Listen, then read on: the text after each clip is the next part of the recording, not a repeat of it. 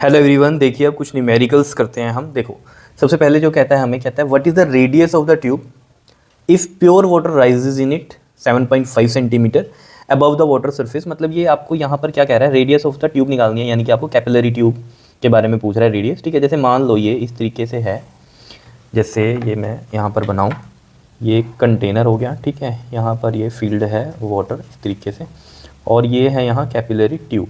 ठीक है, ऐसे आप समझ सकते हो। ये कैपिलरी ट्यूब में कितना राइज़ किया है, ये 7.5 सेंटीमीटर। मान लो ये कितना राइज़ कर गया यहाँ से यहाँ 7.5 सेंटीमीटर, यानी कि ये आपको गिवन है। ठीक है, नाउ सरफेस टेंशन भी हमारे पास है और डेंसिटी भी है 103 kg पर मीटर क्यूब।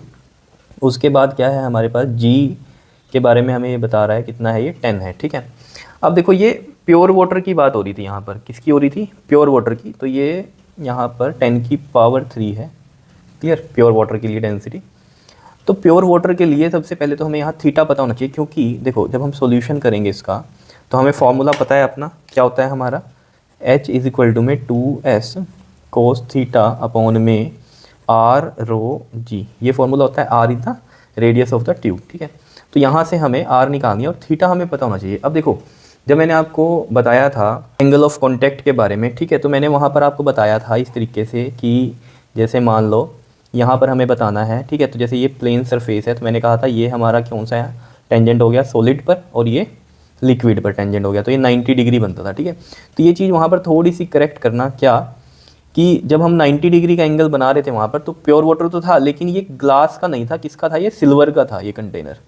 तो वो जो कहानी होती है 90 डिग्री वाली, वो किसकी होती है, ग्लास और सिल्वर की होती है। ये चीज़ याद रखना वहाँ पर, जो मैंने आपको बताया था एंगल ऑफ कॉन्टैक्ट में।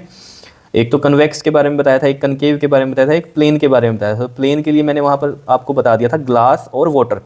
ग्लास और वाटर के बीच में 90 डिग्री नहीं होता यहाँ पर, ये एंगल ऑफ कॉन्टैक्ट ये होता है ग्लास और सिल्वर का। ठीक है, अब अगर प्योर वाटर की अगर हम बात कर रहे हैं, ठीक है, जैसे मान लो प्योर वाटर की हम बात कर रहे हैं, तो मान लो ये ग्लास का है यहाँ पर। ठीक है, तो इसमें जो सरफेस बनता है वो कैसा बनता है, थोड़ा सा इस तरीके से बनता है, इस तरीके से बनता है, कनकेव भी बनता है, थोड़ा इस तरीके से बनता है। तो इसमें क्या होता है, ये सॉलिड का भी टेंजेंट यही है और इसका भी ये टेंजेंट अप्रॉक्सीमेट यहाँ सरफेस पे बनेगा ना, इसके लिक्विड सरफेस पे, ये भी अप्रॉक्सीमेट यही बन जाता है इसके ऊपर, ऐसे लगाएंगे हम। ठीक है ना, तो ये ऐसे कर्व ऐसी होती है इसमें प्योर वाटर में कि यहीं पर ही बनता है। तो उसकी वजह से यहाँ पर जो थीटा हो जाता है वो कितना हो जाता है, 0 डिग्री हो जाता है। ये चीज़ आपको ध्यान में रहनी चाहिए। ठीक है, तो इस केस में भी यहाँ यही हो रहा है, तो ये इस तरीके से बनता है यहाँ। ठीक है ना, इस तरीके से बनेगा, तो यहाँ एंगल ऑफ कॉन्टैक्ट जो होगा वो किस तरीके से होगा, देखो ये भी यही हो गया, मतलब सॉलिड पे ग्लास पे यही हो गया, और प्योर वाटर के लिए भी जो इसका सरफेस है वो ऐसा ही बन रहा है यहाँ पर, तो इसमें भी ऐसे ही आपका टेंजेंट आएगा सरफेस पे इस तरीके से। तो जो थीटा है प्योर वाटर एंड ग्लास, यहाँ ग्लास का आप कैसे समझ सकते हैं, कैपिलरी ट्यूब है तो ग्लास की है, तो प्योर वाटर एंड ग्लास के बीच में जो थीटा होता है वो कितना होता है, 0 डिग्री होता है। ये चीज़ याद रहनी चाहिए। 90 किसके बीच में होता है, ग्लास और सिल्वर के बीच में। ठीक है, क्योंकि यहाँ पर जो एडहेसिव फोर्स हैं और कोहेसिव फोर्स हैं वो इक्वल रखते हैं।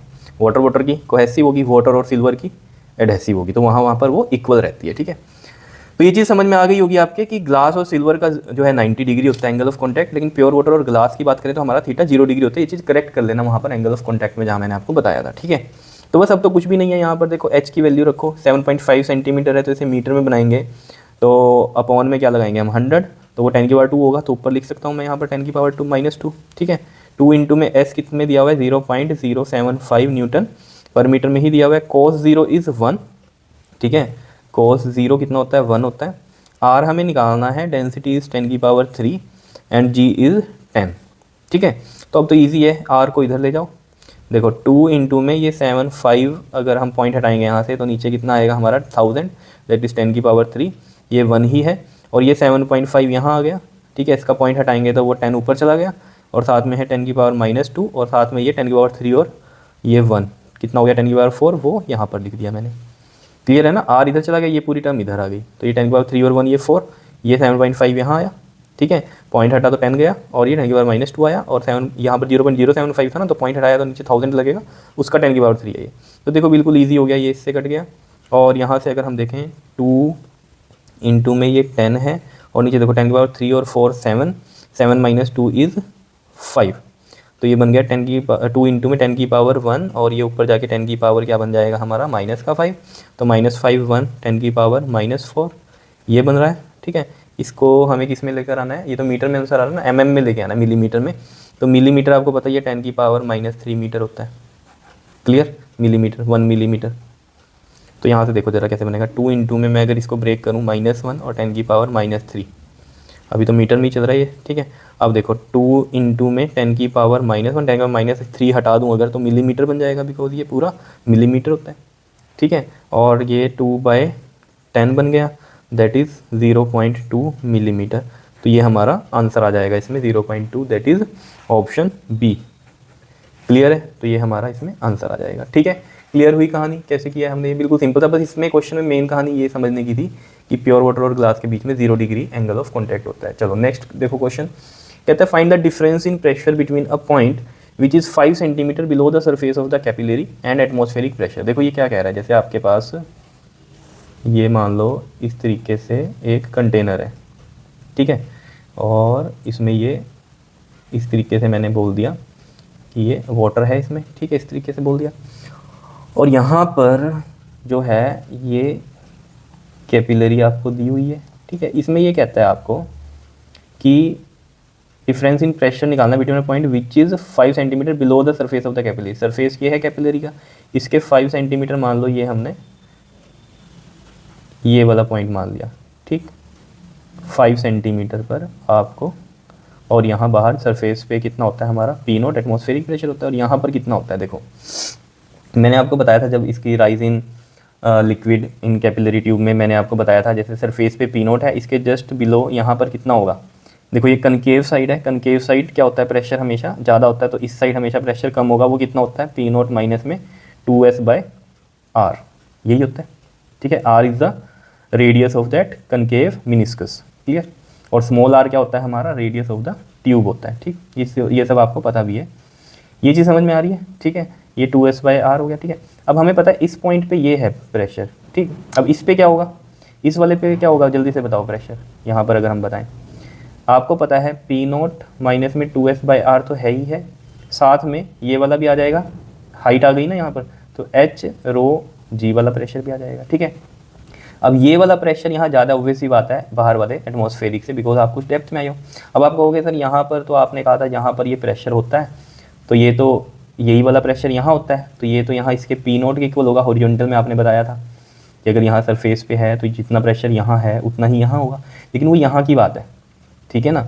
यहाँ तो P0 ही होगा, फिर तो P0 माइनस P0 0 ही हो जाएगा। मैं यहाँ की बात नहीं कर रहा, हम कह रहे हैं 5 सेंटीमीटर बिलो आया, यानी कि ये कहीं यहाँ ऊपर ही है। तो ऑब्वियस बात है ये वाला जो प्रेशर है, क्योंकि हम यहाँ पर तो ये समझते थे ना कि ये 2S/R ये H⍴g के बराबर होता है, तो ये कैंसिल आउट हो जाते हैं, तो सिंपल P0 बचता है, यही हम कहते थे यहाँ पर, ठीक है ना। ये इसको कंपनसेट कर देता है H⍴g, लेकिन हम तो अभी थोड़ा ऊपर है, यहाँ पर तो है ही नहीं हम, तो यहाँ पर तो ऑब्वियस सी बात है ये प्रेशर अब ज़्यादा ही होगा इसके अकॉर्डिंग, इस हाइट के अकॉर्डिंग। जब इतनी हाइट पे आ जाएंगे तो शायद ये बैलेंस कर ले, लेकिन अभी नहीं बैलेंस कर पा रहा ये कि P0 ही हो जाए यहाँ पर, क्योंकि यहाँ से तो हॉरिजॉन्टल वाला लेवल होता है तो P0 होता है, तो यहाँ पर P0 होता है। तो ये तो 5 सेंटीमीटर यहाँ कह रहा है, तो यानी कि इस पॉइंट पे जो है प्रेशर क्या है हमारा ज़्यादा है, तो जो चेंज इन प्रेशर आएगा या डिफरेंस इन प्रेशर आएगा वो दिस P0 माइनस में 2S/R प्लस में H⍴g और माइनस में P0 से आएगा, क्लियर है। तो ये देखो ये P0 से तो ये P0 कैंसिल हो गया, ये वाला P0 था ये, ठीक है। तो यहाँ क्या बचा आपके पास, माइनस का 2S/R प्लस में H⍴g। अब देखो जरा यहाँ पर कहानी क्या है, अब ये R की वैल्यू नहीं पता हमें, कैपिटल R की, that is the radius of that concave meniscus, ठीक है। हमें तो स्मॉल r की पता है, that is the radius of the tube. तो ये देखो ये वाली कहानी अगर हम यहाँ पर देखें इस तरीके से, ये बना हुआ है मिनिस्कस, ठीक है, और ये है रेडियस ऑफ द ट्यूब यहाँ पर इस तरीके से, ये क्या है R, ठीक है।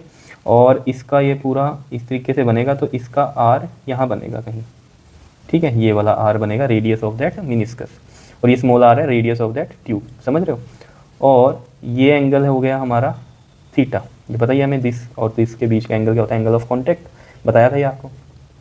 तो ये थीटा है यहाँ पर, तो ये हम निकाल सकते हैं, देखो किस तरीके से, कोस थीटा क्या होता है, पंडित बद्री प्रसाद बेस अपॉन में पंडित बद्री प्रसाद हर हर बोले, याद है। तो B/H क्या होता है, कोस थीटा होता है, तो B/H आ गया, बेस इसमें कितना है R है, और हाइपोटेन्यूज कितनी है इसमें, ये R है, समझ रहे हो ये बात।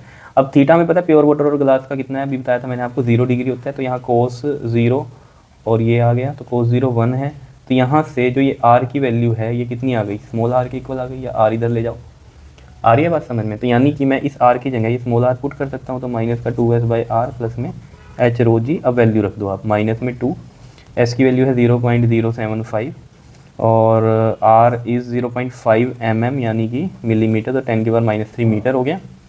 प्लस में हाइट कितनी है हमारे पास 5 सेंटीमीटर, तो 5/100 हो गया मीटर में। इनटू में रो कितना है हमारे पास 10⁻³ और जी हमारे पास कितना है यहाँ पर 10 है। क्लियर है, अब तो सॉल्व हो जाएगा, इजी है। देखो माइनस का 2 इंटू में 75 अपॉन में कितना आ जाएगा यहाँ 1000 और ये 0.5 का पॉइंट हटेगा तो ऊपर चला जाएगा 10 और ये 10⁻³ प्लस में 5/100 इंटू में ये 10⁻4 हो गया। क्लियर, बताओ कोई दिक्कत इसमें। अब देखो ज़रा माइनस का 2 इंटू में ये हो गया हमारे पास, देखो 2 जीरो इससे कट गई तो यहाँ 2 बची जीरो, ठीक है ना। तो ये 500 हो जाएगा ना, 5 इंटू में 10⁻2 यानी कि 100, तो प्लस में ये तो हो गया 500 और यहाँ पर देखो -2 इंटू में ये 75 अपॉन में देखो ये 10⁻³ बन गया ना और ये -3, तो 10⁻³ और -3 10⁻0 बनेगा, तो ये इससे मान लो ऐसे कट गया तो 1 ही बचा यहाँ पर, है ना। देखो 10 ये 3 हो गया 1000 का और ये 10⁻³ तो 3 - 3 10⁻0 विच इज़ 1। क्लियर, और ऊपर ये क्या बचा हमारे पास 10 बचा और नीचे है ये 5 से इसको करो, 5 1 5 5 5 25, ठीक है। तो ये देखो माइनस का 15 2 30 और ये 100 हो गया ये, ठीक है ना, मतलब जीरो ये वाली आ गई यहाँ पर, और प्लस का ये 500 तो माइनस प्लस माइनस और साइन विच इज़ ग्रेटर तो प्लस का 200 आ जाएगा और प्रेशर का यूनिट होता है न्यूटन पर मीटर स्क्वायर। तो दिस इज़ योर आंसर। अब इसमें कई बच्चे क्या करते हैं ना, यहाँ पर P0 माइनस दिस वाला प्रेशर कर देते हैं तो फिर उनका यहाँ माइनस में आएगा, तो वो वैसे भी आपको समझना चाहिए यहाँ पर कि ये कहीं मिड में है तो ये इससे प्रेशर यहाँ ज़्यादा ही होगा। हाँ, अगर यहाँ पर पूछता बिल्कुल ही सरफेस पे तो ऑब्वियस सी बात है यहाँ पर क्या होता, P0 के ही बराबर होता, क्योंकि इस वाले पोजीशन पे ये वाला जो है प्रेशर इस वाले को कंपनसेट करता है तो P0 ही रह जाता है। लेकिन अभी बात थोड़ा सा ऊपर की है क्योंकि तभी तो प्रेशर डिफरेंस आ रहा है ना यहाँ पर, ठीक है ना। अगर यहाँ पर मान लो 0 आ जाता प्रेशर डिफरेंस तो हम सोच लेते कि ये पॉइंट कहाँ है, यहाँ है, तभी प्रेशर डिफरेंस जो है वो 0 आया। क्लियर है, इतनी बात समझ में आ गई होगी, ठीक है। तो ये थे आपके पास न्यूमेरिकल, ठीक है, जिसमें हमारा राइज ऑफ लिक्विड यानी कैपिलरी ट्यूब की हाइट, ठीक है ना, उसके अकॉर्डिंग हमारे पास ये क्वेश्चंस थे। अभी नेक्स्ट वीडियो में हम कुछ और भी क्वेश्चंस करेंगे, ठीक है, तब तक के लिए करो आप क्लियर। ओके जी, थैंक यू।